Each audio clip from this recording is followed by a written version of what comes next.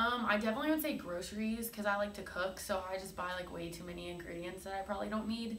I definitely spend a lot on like my cats.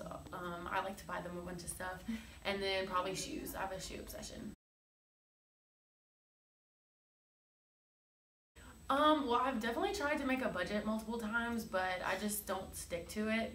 So it would probably be making a reasonable budget where I allow for myself to spend in certain areas, but like try to cut it off after a certain amount. And I also definitely wish that like my savings account was kind of locked where you kind of put money in, but you can't get it out for a while because that transfer from like savings to checking is just too accessible.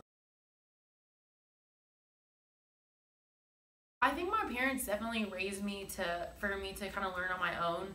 They give me a little bit of money each month, but I pretty much support myself completely. So I think that they've done a good job of kind of raising me to learn how to handle my own money and be responsible for it. So I don't really know if there's much more that they could do. I mean, I don't want them to like give me more, you know. I feel like, especially being in the business school, that we learn kind of a lot of fluff. It's like we learn the majority of the material in the first couple classes, and then we just keep relearning it. And I really do wish that we had classes teaching us how to like buy a house or a car, because I have no idea. I literally would not know how to do any of that. So just more life lesson classes or something to just know how to what to do when you're out of college. I think it's not so much of knowing anything, it's more of just making myself do it. When I was in high school, whenever I had a job back then, and my parents would make me put 50% of my check in the savings immediately, and I couldn't touch it, and the rest I was able to spend on what I needed. So I kind of wish that I still did something like that in college. So it's really more of just using the knowledge that I already have. Okay. I would definitely say to actually stick to a budget plan and having one kind of set in stone.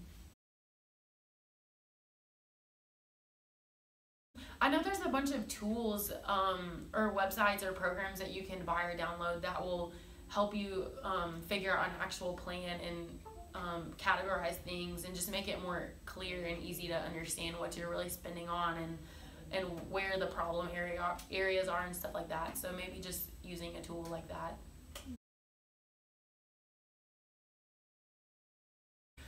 So I have Hope Scholarship, which covers 80%, and then I use my tax refunds from the job that I have, and that pays for the rest of it. My parents, the only thing they help me out with is they'll buy the books that I need for my classes.